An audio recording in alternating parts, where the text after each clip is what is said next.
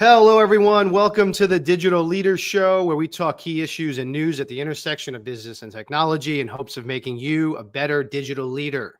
We're live every Wednesday at noon Eastern, 9 Pacific on LinkedIn and YouTube, and the audio recording is available wherever you get your podcasts. I'm Dan Goodstein. I head up ERPA AI. We are a professional association, media, and peer-to-peer research network, providing education, networking, and advice to over 130,000 members globally, all around automation, enterprise AI, and digital transformation. Today, we're discussing AI First, the playbook for a future-proof business, plus headlines for digital leaders from the world of enterprise technology. Thanks to our sponsor, Oracle NetSuite, their cloud ERP helps provide real-time visibility into operational and financial performance.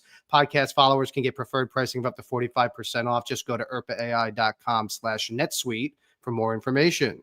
I'm joined, as always, by Chris Cerdak. He's a senior analyst for ERPA AI, formerly White House Chief Transformation Office Advisor and partner for digital transformation at Gartner and EY. Chris, good afternoon, buddy. How are you? Can you believe the year's almost at? Well, I guess it's past half over at this point. Yeah, somebody was talking about like Q2, Q3, and I'm like, oh, Q3, we got like 3 months. What are you talking about Q3? And they're like, no, Q3 is like 2 weeks away, dude. So yeah, it's getting to that point, and I don't know, depends on the industry you're in, I guess, but things have been busy. The kind of press towards getting things done before summer, especially for those of us in normally cold weather areas, is on full court. It's always funny, the seasonal effects. You see them over and over again, and they still come as a surprise when they come each new year. Exactly right. Before we get into we got a great show today. Great experienced executives. I'm really looking forward to speaking with. Before we do that, I know you're a big fan and follower of the crypto industry, Chris. What seems like a big win today. The Senate passed a stablecoin bill. It's still got to pass the House and then go to the Trump's desk, but definitely waving the flag of victory for the people that have been pushing crypto regulation. Yes, but I mean, it's also an acknowledgement that crypto's kind of here to stay and further legitimizes it. I'll never forget. I think it was in 2017. The state of Arizona was the first legal jurisdiction in the world that said we would accept Bitcoin as payment on income taxes. And in that one moment, something that was literally worth nothing more than monopoly money became legit currency. So it's been interesting to see this progression over basically 8 years. And now states and countries are setting aside Bitcoin reserves. It's a significant shift in mindset for traditional capital-oriented people, for sure. Yeah. And lots of news around the kind of reshifting of the workforce, if you will. Amazon's CEO Andy Jassy was in the news for a note that he sent to employees that was shared publicly, saying that the company's use of AI will reduce the total workforce. Of course, that's getting backlash from employees saying it's going to affect customer service levels, customer satisfaction levels. And Amazon's been on the job cut path before. 27,000 employees have been laid off since 2022. Which is Amazon's approach. Interestingly, I worked for Dell many years ago, and I mean, Dell's whole strategy since their inception was constantly cutting costs. And so as you get more and more efficient, you find more and more ways of eliminating the most expensive aspects of your inputs, and generally that's people. So you feel bad for the folks that are going to be impacted, and I think those impacts are going to accelerate. I think it's going to be a lot less apocryphal than people make it out to be, but certainly people are going to be affected. And then the question is, how do those people reskill, retrain, relocate, whatever they need to do to continue to make an income and contribute to society? It's an interesting conundrum we're going to face. Yeah, the skill divide, right? Meanwhile, OpenAI is Sam Altman saying that Meta is trying to poach all of their AI researchers. So, according to this report, they're trying to poach staffers from OpenAI, Google DeepMind, for their super intelligence unit, offering people $100 million to switch. Chris, maybe you have the wrong job, man. You should call him up. My first response is cry me a river for stealing stuff, right? And the second response is this is exactly what I wrote about 12 years ago in that article. Better be a baller. If I have a technology that leverages human ability, human experience, and that's all technology is a lever for good or bad for human abilities. I can't, and it multiplies by a factor of 1,000,000. I can't afford to have the fourth best person. I have to have the top 3 to even have a chance to play. And so exactly as I discussed 10 years ago, the impact of this is what we've just said in the last 3 minutes. People at the lower end of the skill range are going to basically be unemployable. And at the very highest end of the skill range, the people they're going to be like rock stars and professional athletes. They're going to be able to command any amount that they choose to get. So yeah, welcome to something that was extraordinarily predictable a decade ago. Yeah, and the other headline, which I want to ask our guests about as well, and we've talked a lot about on this show, under the category of kind of the costs of AI. But according to Bloomberg, XAI is trying to raise just under $10 billion to cover debt. Based on the run rate, they're supposedly going through $1 billion a month, and that number is supposed to rise by the end of the year. So, the costs of this stuff, the training, the hardware, the energy, right? We've talked about this before. Which leads me, as I'm working on my next book, hearing that they're burning through $1 billion a month makes me happy that money is fake. Right. If it was actually real, then I'd be really concerned. But since it's all fake anyway, it doesn't really matter. It's eventually, $1 billion here, $1 billion there. Eventually it adds up to something, I guess. Yeah. Interesting stuff. So those are the headlines for today. I want to jump right into our main topic and invite our guests to join us. First, we have Adam Brotman. He's the co-founder of Forum 3. He was the inaugural chief digital officer at Starbucks, played a pivotal role in launching their renowned mobile payment and loyalty platform. He also had leadership roles at J.Crew and board positions at Ruby Tuesdays. And Andy Sack, he's also co-founder for Forum 3. He's got over 25 years entrepreneurial investment experience. He's the founder of Keen Capital. And was an advisor to Microsoft CEO Satya Nadella. Gentlemen, thanks for joining us today.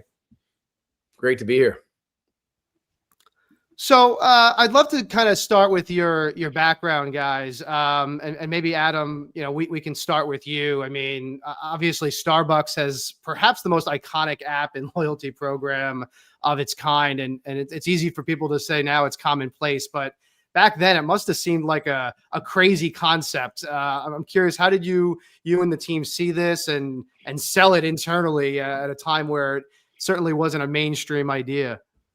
One step at a time is what I'd say, because, we started out by noticing that people were standing in line with their phone in their hands and kind of burying their face in their phone. And we're like, that's interesting. Right when the smartphone came out, we had the foresight to basically, say, okay, well, that seems like a really great place to engage with our customers.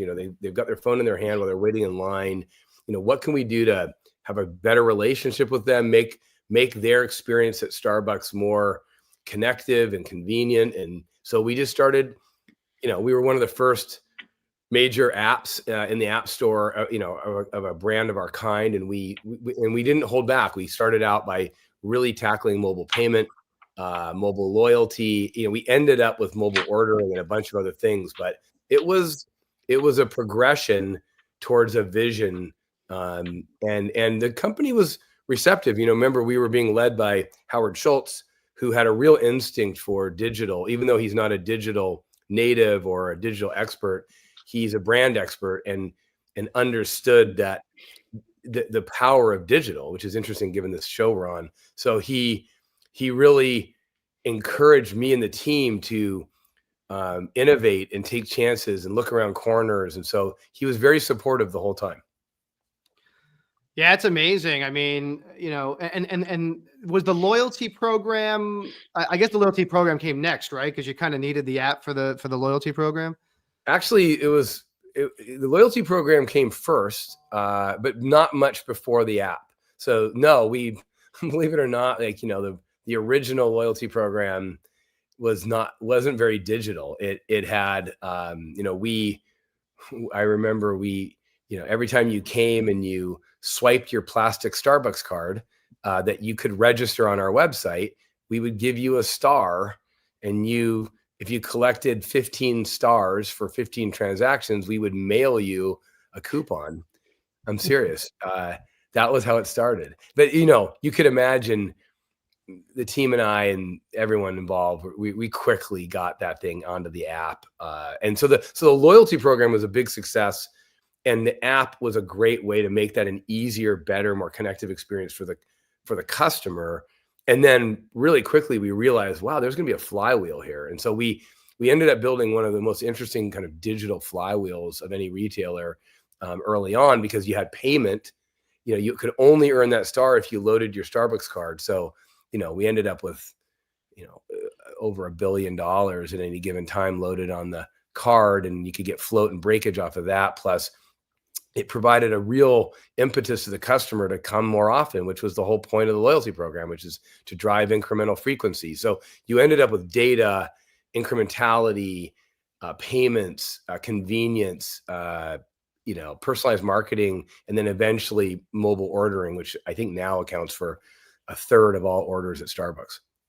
Yeah, I mean, it was really ahead of its time. I remember being, using it as a case study when we talked about digital transformation to executives who told us that digital transformation wasn't a real thing back in the day, and about how so many components. You're right, because the loyalty program, the payment system, the customer experience and differentiation element. I mean, I remember telling somebody that I knew it was successful because I started getting addicted to collecting stars, and I didn't even know what the stars were. I didn't know what they equated to. Yeah. Classic game mechanic psychology at play there. Yeah. Adams, it's great to actually discuss this with you, because I actually featured what you guys did in my first book, talking about digital transformation. And then as you're talking about, the loyalty program preceded the app.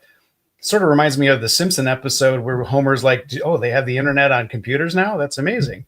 But I would love you to dig into that a little bit. How the platform the technology provided the basis for the transformation of the relationship with the customer, and to kind of use that as a bit of a segue into the AI discussion we're subsequently going to have.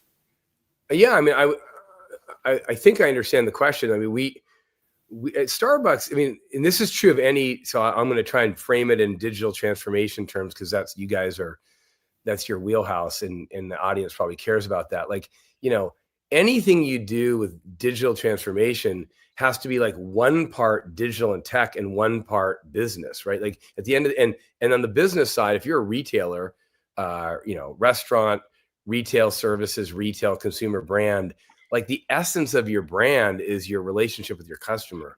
And so, everything we did was rooted in the idea of like, how do we make sure that this is something that's going to both drive the customer experience, enhance the customer relationship, and drive the business. And so we just kept taking that approach the whole time. And that was sort of our first principles in building the digital ecosystem at Starbucks. And Andy, from your standpoint, running a venture company, I'm sure you look at different things than a consumer or a customer might when you look at a company. When you think of some of the more successful companies, maybe even some of the ones you sold to Microsoft, for an example, were there certain commonalities or criteria that existed between multiple organizations? Yeah, I mean, I guess it all starts, I think, with great team. I was a venture investor in Seattle, seed stage venture investor, invested in 4 unicorns. And, those unicorns were 4 of well over 100 companies. And the question is what about those 4 stood out? And the only common theme, and I was generally the first investor in those companies. They were companies that went through Techstars Seattle. And it really was the team and the CEO. I mean, that's the only common theme that I was able. They were different industries. you were not able to distinguish, between. It's only in retrospect that you look back and go, oh, I kind of see a link between those, and it really comes down to the CEO and the team. Wow, interesting. So no technology differentiators. No, it's not tech first. I mean, at least for me, like it's looking at that subset. No, it was not technology. I mean, the idea is important, and ultimately, ultimately it's not. People don't make it. It's really product market fit. Like markets make companies, in my opinion, but excellent teams and excellent CEOs navigate and happen to be in the right market to catch that wave. Andy, if I may, I have a slight variation on that theme, and I say this as fellow authors amongst us. But with my team, I say theme, team, and tech in that order. And I think theme matters because we're the two things I think really differentiate humans is we're storytellers and we're tool builders. And so if you can put those two things together with the right team, that's when you get the powerful outcome. So does that resonate? I see you guys nodding your head. I think great. I mean that's a sexier way to put product market team and choose one to priorities. So I like that. I mean, theme market, very similar. Cool. Andy, I'm curious, and then I want to jump into some specifics about the book. But you spent some time, a long time, alongside Satya at Microsoft, and if I think about kind of legacy Microsoft when I first came up, and Microsoft today, obviously there's a very big difference. But it seemed like something changed in the DNA of the company at some point. I'm curious. Is there anything you could share? Yeah. What sparked that? I joined as a consultant to Cloud and Enterprise, which was the division that, which was Microsoft Azure, which was the division that Satya was running just prior to becoming CEO, and was hired really. I remember he hired myself and my business partner at that time, Philip Vaughn, to consult really on innovation amongst their smallest teams and digital transformation. And there really was, like, he became CEO 6 months into our contract, and then we started to work out of the office of the CEO, and we became the largest investment in digital transformation across the company for a period of about 7 years. And I mean, Satya is an amazing CEO, and he absolutely transformed the culture. That you could palpably feel a change in that culture within 1 to 2 years. And I think you're seeing his leader. And I departed just as Kevin Scott made the investment in the first investment, the $1 billion investment in OpenAI. And, he was willing to take risk. He was willing to lead and change the culture. And he leaned into things that accelerated speed and, took away cruft and bureaucracy. Amazing. So let's get into the book. Adam, I think the book comes out, is it next week, this week, later? Next 24th? week. Yeah. 6 days from now. Yeah.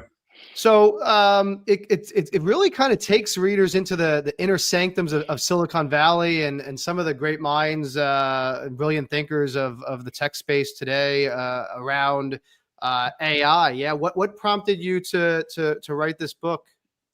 Well, Andy and I were busy running our relatively newly founded company, Forum 3. We were a consultancy. We were actually focused at the time. Now that I know that you guys are paying attention to blockchain and crypto, it's interesting because we were looking at the time at helping consumer brands in our consultancy on areas of loyalty and the intersection of metaverse and Web3 and taking advantage of our experience as digital transformation leaders, et cetera.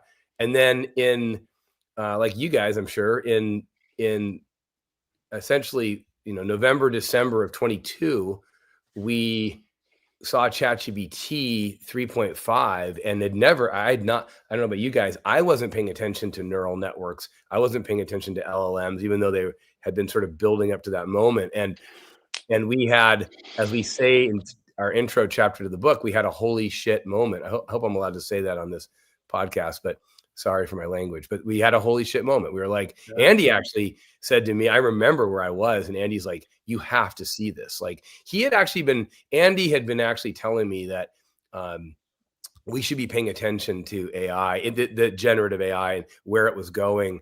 But then neither one of it had seen ChatGPT. Like, the insiders had seen ChatGPT 4, they released 3.5, and we hadn't seen any of that like the rest of the world. So we were actually being approached by Harvard Business Review to write a book on digital loyalty, digital flywheels, like the kind of stuff we started our conversation with you about, which makes sense, right?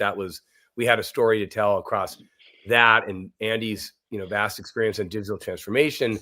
And we asked them to let us change course and write a book on AI. And actually, we originally titled the book Our AI Journey. And we said, we want to ask the questions of the people building this technology, the Sam Altmans, the Mustafa Suleimans, and others that would have a real good perspective of like, where is this going, to ask, what do you do as a business leader, as a non-technical business leader? How is this similar to the earlier waves of technology? How is it different? We didn't know the answer to that. So we went on a journey, and we asked if we could be their first ever serialized book and build a community around it and kind of do it in a very Forum 3 Adam and Andy way. And HBS and Harvard Business Press was very, very supportive of that mode. And then we went along our journey to start talking to these folks and kind of documented the journey in the book. And that's how it went. So the first half of the book is us learning and sharing our learnings almost real time as you go on the journey with us. And then the second half of the book is us processing that and writing about like what we think it means for business leaders. Andy, there's some crazy good interviews in here. I mean, Reid Hoffman, Bill Gates, Mustafa from DeepMind. Any particular one jump out at you as surprising or unexpected?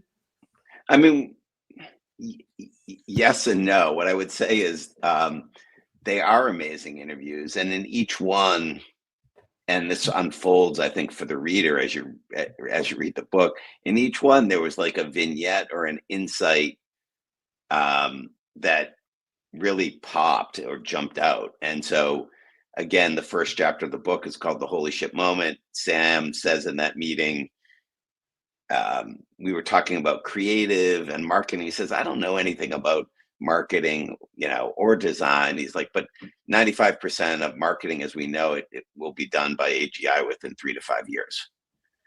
And, that was just in the ordinary flow of the conversation. And then, by the way, right? yeah. And then we go out, Adam and I leave the meeting. He spends an hour with us. We were at the OpenAI headquarters in San Francisco in a nondescript warehouse building, no security outside.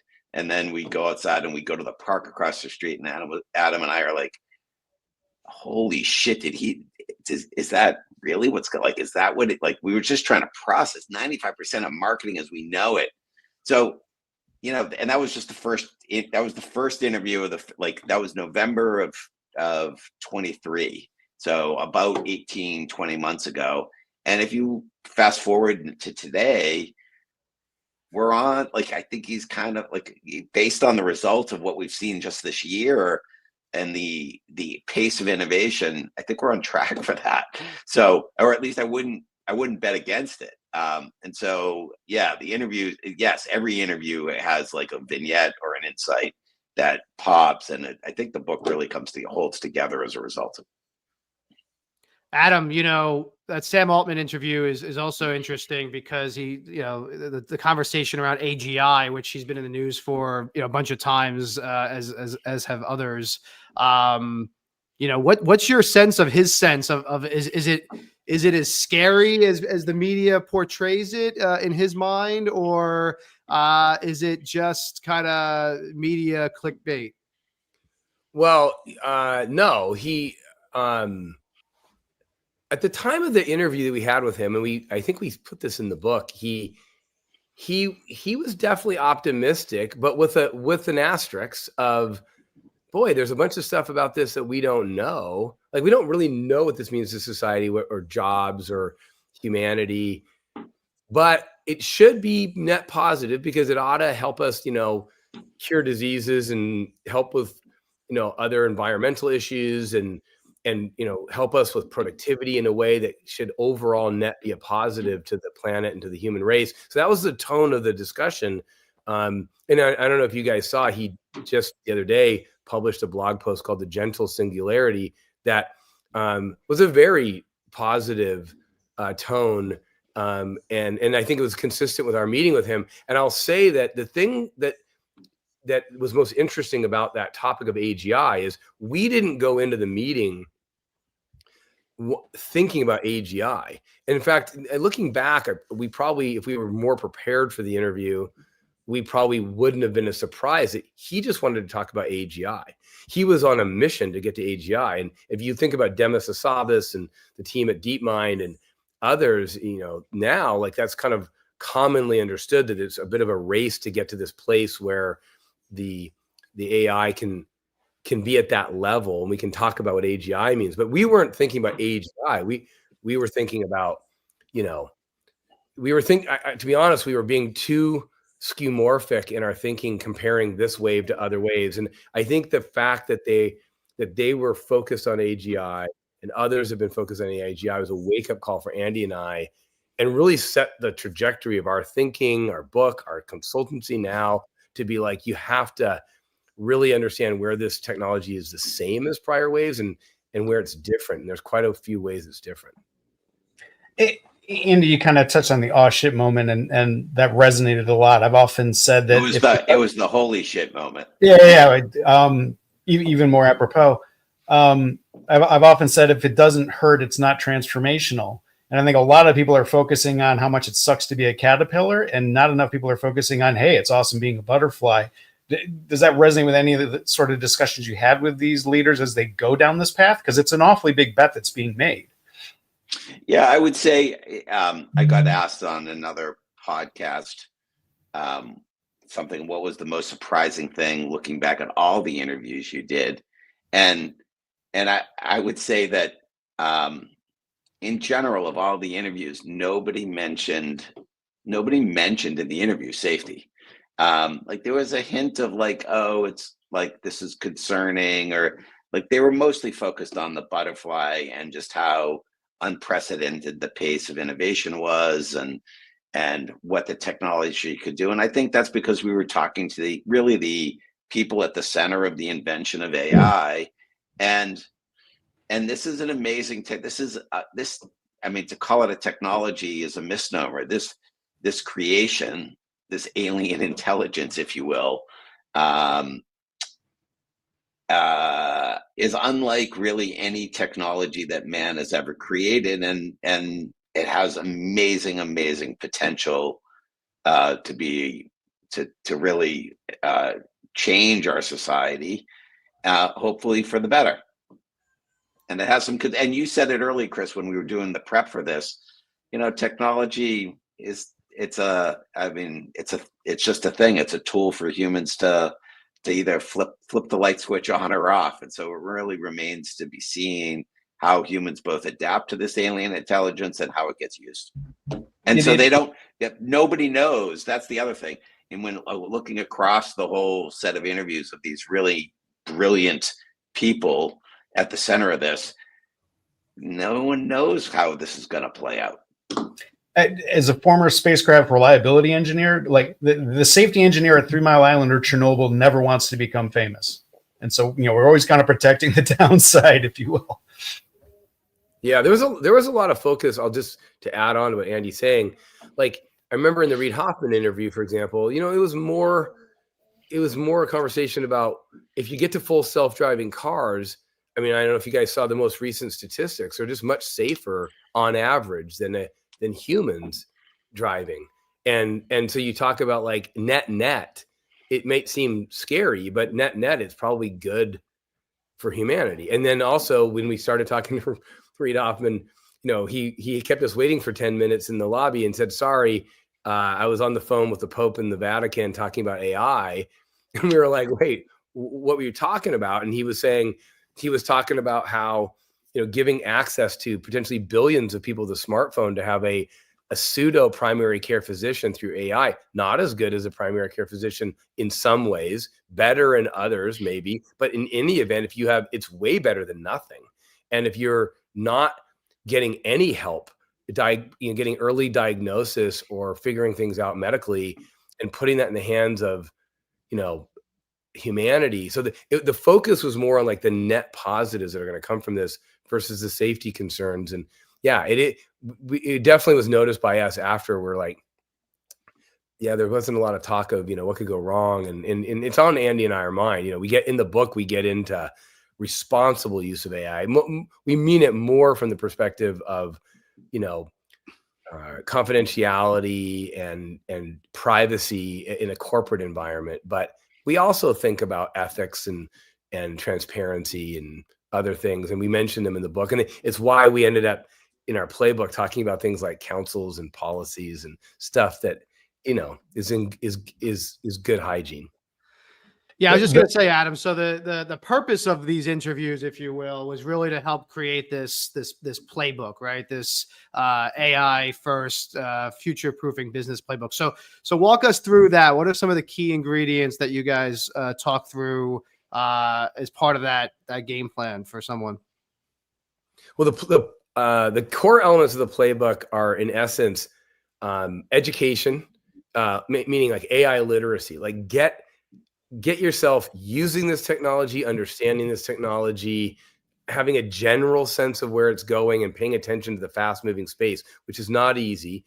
And then taking a core group of educated AI literate folks in your organization and forming an AI council, probably with a leader at the head of that council or a chairperson or whatever.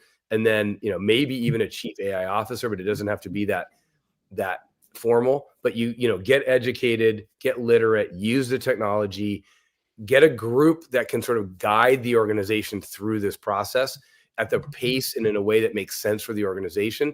And that's going to start with an AI use policy that they're going to administrate, that then can lead to AI impact assessments, experimentation and roadmaps. And then, from there, the organization has the rails to scale AI within the organization. And that's the essence of the playbook.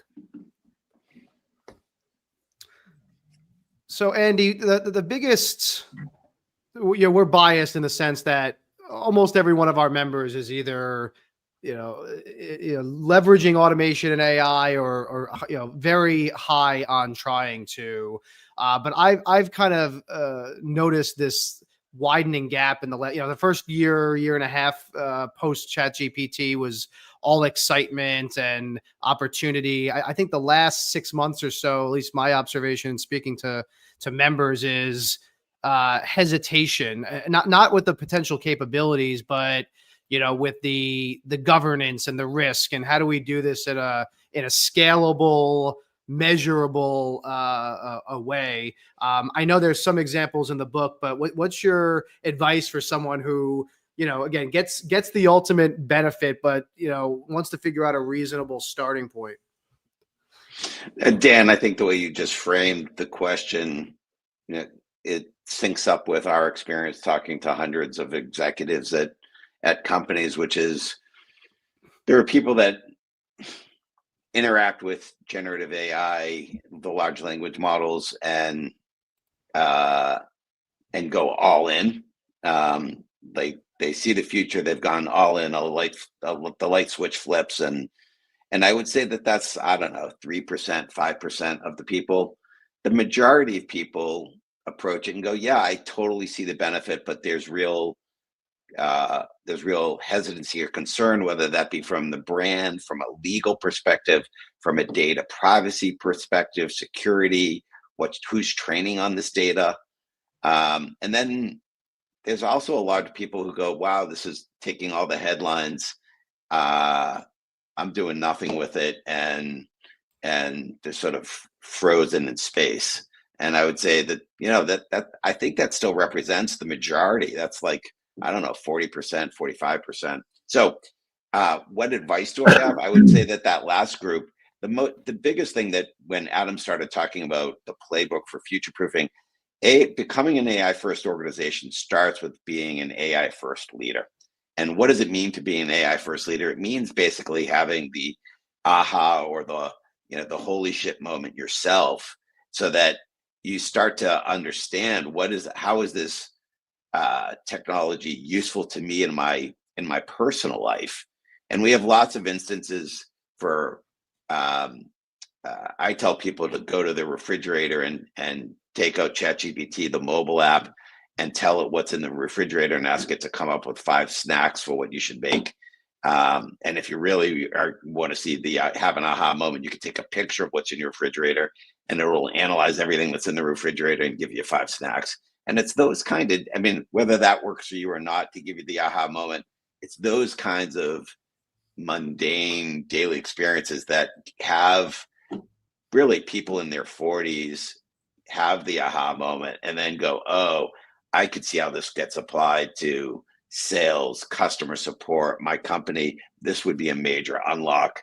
And we should, and so people then go embark on trying to lead their organizations in that way. Yeah, there's Andy's example of the refrigerator is such a good one, because there are 2 things that we find prevent people or cause hesitation that we try to help them get over in a responsible way. One is they misunderstand what Gen AI is. They've been hearing about AI for 50 years or whatever, and they think of AI as like predictive models for sales forecasts and, oven cooking time and, Netflix algorithms. Or they think of AI, they think of this Gen AI, that all the hype is that this is sort of a slightly better version of Google or something that can help you write a blog post or whatever, as opposed to when Andy's example comes up and they start using it in ways that show that it can like problem solve and think and reason and put thoughts together like a human does, it helps them go, okay, I've been thinking about this wrong, and now I can think about this as a co-intelligence augmentation tool that I can use. The other thing is, the other key thing to get over for business leaders, even if you understand that this is not just a slightly better Google, is that you have to understand that this is not a tech implementation. And I think it's technology, and technology leaders can and should be at the forefront of being the AI leaders of the company. But that's not by coincidence, but it's not a tech implementation. And I think that gets a lot of leaders in trouble, is that they think, well, I'm just going to turn this over to my IT group. As if you're like implementing some, anti-spam software or something. Like, that's not like, this is not what this is. This is a transformational technology that feels more like a business implementation, almost like an HR implementation. And so I think getting organizations over those 2 humps can really help them become AI first. I've said often, Adam, that this was true with robotic process automation earlier, and it's even more so now. AI is not a technology adoption; it's a workforce adoption. It's a new workforce. And then also, what comes to mind when you're talking about transformation is what was the aha moment when someone said, "What do you mean these coffee stars turn into interest on $1.7 billion afloat?" Huh? Right? That's what you're looking for. I had no idea that this was the implication of what I thought was just a better Google search. Yeah. And like Andy said, like we do boot camps now, right? So one of the things we do is we'll help C-suites or the whole organization or somewhere in between sort of at least get jump started on their AI first journey. And we'll customize like usually like a 4-week, an hour a week kind of process with the team. And a lot of what we are doing is just getting that team to use the technology, share their aha moments, like what worked, what didn't work, because there's still a lot about this stuff that does not work. And I think if you go into it thinking like, I hate the 2 extremes of the pendulum. It's like you go from like thinking it's this isn't that big of a deal. AI has been around. This is it's slightly better Google search, to like now it's like, oh my God, it can reason, think, and has, the full breadth of knowledge and capabilities of the entire internet, but it can't tell me how many R's are in the word strawberry, so forget about it, right? There's a jagged frontier, as Professor Ethan Mollick says, and Sundar Pichai was talking about on a recent Lex Friedman podcast, but he called it, instead of AGI, he wants to call it AJI, which is artificial jagged intelligence. Because it's but if you get into it, you're not thrown off by when it doesn't work. It can hallucinate, it can get things wrong, it can just stall, but you have to learn how to push through that stuff, understand why that happens, and get better at using the technology so you can get the most out of it. It's the sci-fi author Gibson. The future's already here. It's just not unequally distributed. That's right. Yes, that's right. Yeah, and Andy, one of the more intriguing examples in the book is this prompt contest that Moderna held. Why do you think that was so impactful? Well, first, let's just touch on Moderna, because I think it's really a great example. And in the book, when we finished the sort of first part of talking to the leaders of the large language models, the people who are inventing generative AI today, and then Adam and I were like, okay, so how does it? And we talked to our community, and they were like, we really want to understand the application, and what does this mean to the future of work? What does this mean to me as an executive? We then set out to go ask around, who's using generative AI, and who's applied this and is leading. And Moderna, turns out that the head of digital transformation at Moderna is Bryce Chalamel, and we ended up, he has had an amazing background. He spent 4 years doing digital transformation at Google, and then he got recruited by the CEO of Moderna to join Moderna. And in the book, we ended up giving 2 chapters to the Moderna story, and then we had him on our podcast, and he just has done an amazing job there. One of the things that he did, and it was one of many, was to have this prompt contest. And the prompt contest, he just made sharing use cases, both positive and negative, of that by employees at Moderna to, he just, by having a contest, it helped encourage people, just like the stars at Starbucks did, encourage people to engage with LLM and start to use it, and to talk and to share more broadly instances where it was really helpful and instances where it didn't work at all, and what people did to overcome those instances.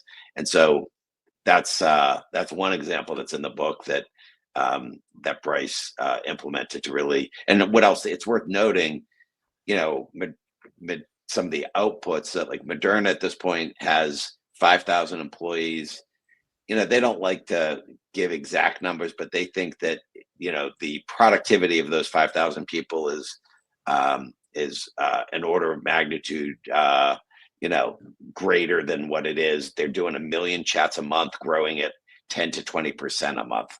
So it's really the adoption and the utilization. They talked about the productivity. They think that those 5,000 employees are doing 5x the number. They'll have 5x the number of products in market as a result with that employee base than they would if they were not using generative AI. Wow, crazy. Well, I can't wait to read the rest of the book. Adam, where can people find out more, get the book, and find out more about you guys? Yeah, please, if you're interested, come to our website, forum3, FORUM, the number 3.com, forum3.com. You can learn about Andy and I, and what we're up to. You can learn about the book. You can always, by the way, you can pre-order the book today on wherever you want. You can go to Amazon and pre-order it, or wherever you can pre-order a book. It would actually be doing us a favor. It comes out in 6 days, but the more pre-orders on launch day, the more people will be able to notice it. So you can get the book anywhere, pre-order anywhere you would buy a book online normally, and come to forum3.com. And if you want to get a hold of me or Andy, I'm Adam at forum3.com, and he's Andy at forum3.com. Sounds good. Gentlemen, thank you so much for joining us. Really appreciate the insights. Dan, Chris, thank you. Really enjoyed it. Phenomenal, guys. Good to meet you. Our pleasure. So Chris, good show, right? I mean, we talk a lot about these things, but it's always good to, hear it from the horse's mouth, right? Where, and sometimes, I don't know, maybe we overthink some of these things. It's interesting to hear that, even some of these thought leaders don't always have the answer from the get-go. Well, the journey becomes the fill in the blanks. It's good to know what the blanks are, but sometimes you don't even know. Back to the, I could drive profitability of Starbucks by having float on the points. It's, those are things that you're only going to see once you kind of go there to a certain extent. And then it's obvious after the fact. So that's the process of discovery that I know, you and I love so much too. Yep.